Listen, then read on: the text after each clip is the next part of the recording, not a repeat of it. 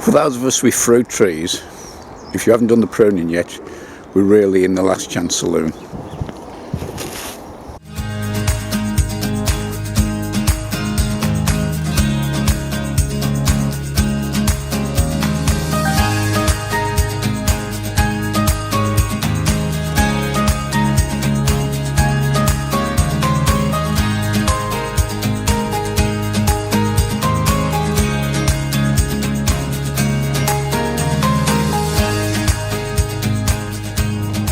Might seem a million miles away, and as I've said that, it's just started snowing, but when the temperature does eventually warm up, the sap will start to rise and the buds will swell, and then it's too late to get the pruning. So let's get going.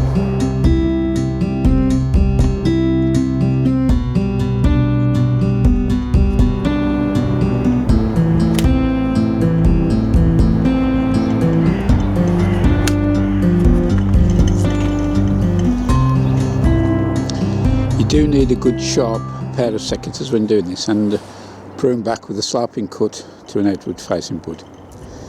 So that's more or less done now. I just got the other one down the bottom on the pear tree to do.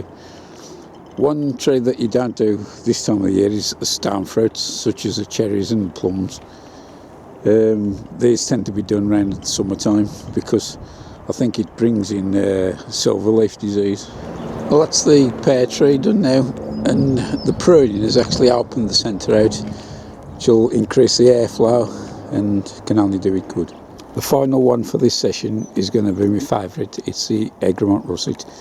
As you can see, there's lots of thin whippy growth on there, and that's because I pruned it a little too late last year, but hopefully we can get it back into shape. So that's the russet finished now. All that's left is the unenviable task of picking up the pieces. For me, these will be chopped up and put in the Green Council waste bin, but for the thrifty gardeners out there, you could actually use these, wedge them in the ground for growing the traditional way for peas. However, be careful with what tree you are using the branches off. Don't ever use willow because you'll have them sprouting up in no time. I just want to show you something here which is quite noticeable. The last few nights we've had fairly good frost, and it's amazing to see how the surface of the soil has been broken down. It's fantastic, and you just can't get nothing like that with a tiller or rotavator. You can't beat nature. I've just come indoors because we've got a little snow flurry underway. About this time of year now we'll all be sowing seeds, or then a bit further down the road we'll be potting on. And it's this time that we need to look at what compost we're using. You may recall last year that I found this clover compost. A lot of people had been using it previously on YouTube, and I bought myself a couple of bags and I was overwhelmed with it. In fact, there's a little clip I'll show you when I'd also done a little review of the rotary soil sieve, and the soil was just fantastic. As you will see, that's a lovely bit of sieve compost now, and that's good enough for any carrot or parsnip sowing. But equally, most important as well, is that, as you know, I've got a new found friend now in the multi-purpose compost, being the clover. And so, considering I've filled this about 3 or 4 times possibly, this is all the residue what's left. Now, going on past experience of other people's compost, I'm sure there'd have been a lot more debris left in there. So that's from the clover compost. Well, as you can see, for a bog standard multi-purpose compost, that didn't do too bad. However, this season it's a different story. I was watching Michael Jacobs. He's done a couple of uploads recently, and the clover compost he had is absolutely diabolical, full of rubbish. I've just bought 4 bags, and I haven't opened them yet because I've still got a little bit in the bag from last year, so until that's finished I won't open mine. But anybody what is using clover this year, just before you buy number of bags, just buy 1 bag and have a look at the quality of the compost, run it through a sieve and see what you think, and if it's anything like Mike's, you will be very happy. It would be interesting to hear from any other viewers what's using clover this year and see what your quality is like. It's the 3rd of March, and we've had some high winds overnight. Not much now, but we've left a few drifts around. Just going to call in the greenhouse now and have a look how the seedlings are doing. It's nice to have a walk on the fresh snow and it crunching under your feet. The light's fairly low in here because of the snow on the glass roof, so I don't know how this will turn out. Just having a look. They seem to be doing okay. The issue I've got in there now, as you can probably see at the back, is that the onions have grown that tall at them, pressing against the roof and bending over. So as a quick measure, I said already this is only a lash up to get me through this season. I will be building a new one later in the season in the autumn. I'm going to build a little riser just to lift the top up. Thankfully I've got some wood in the greenhouse and the allotment, and that should be dry.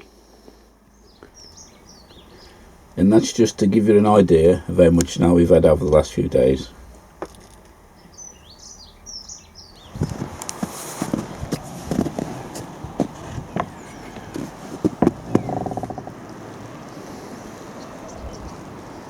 Who would have thought this a week ago? It looks nice, but it does knock us back as gardeners because there's not a lot we can do. We can't work the soil. Luckily, we might have a few jobs in the greenhouse to get on with.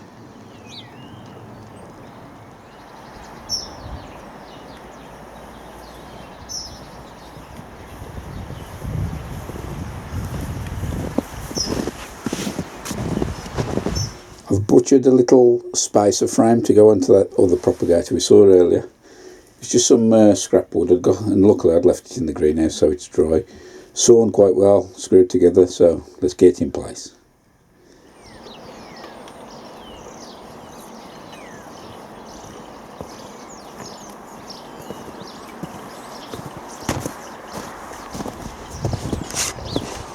That's it in place. It's not a perfect job, but it'll do the job, and it'll give the plants another 2 or 3 weeks without meeting the reds.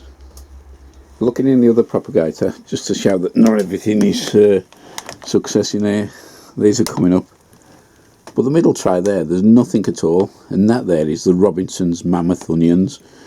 Looking on the seed box, I think they was around about 2014 the seed, so obviously they haven't kept too good, and I'll be throwing those out. So, but there's no loss. I've got plenty of other onions to get me going. Today we're going to be sowing some sweet pepper, and the variety is a good favourite called California Wonder. The compost that I'll be sowing in is Levington's F2 plus S. This has got a bit of added vermiculite in, but it doesn't necessarily need it. Just firm that down there. And before I actually sow the seeds, I'll give it to the surface, fairly decent soak. Let that settle, then the seeds will go straight on the top. Like all pepper seeds, the seeds are quite flat and large, so it's quite easily to space them around the pot as required. That there is more than enough, so I'll just give them a covering now with some F2S, put with vermiculite in as well, at about 10mm, 3/8 of an inch on top. And these like to germinate around 18 degrees, so I'll pop these in the small propagator.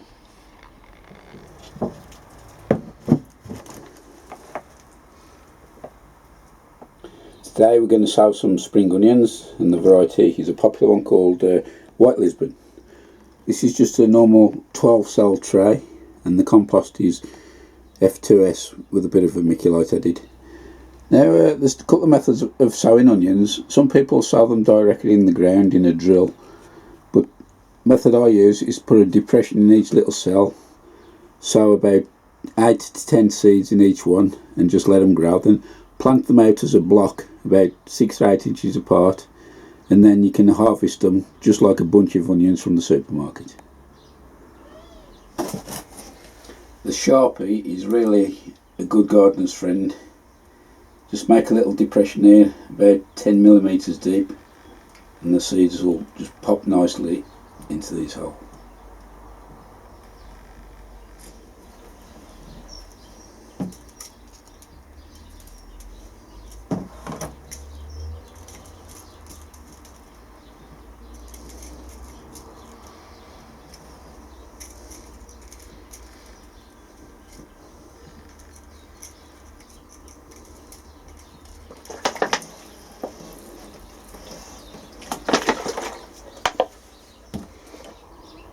These will go into the heated propagator now until they start showing the heads, and once that happens they'll be coming out into the cold greenhouse. Well, that's about it for this one. We've done quite a bit of sowing. The onions are popping their heads up quite fast, so in the next episode we'll be potting those on probably, and also we'll be looking at sowing a few brassicas. So until then, see you later and bye for now.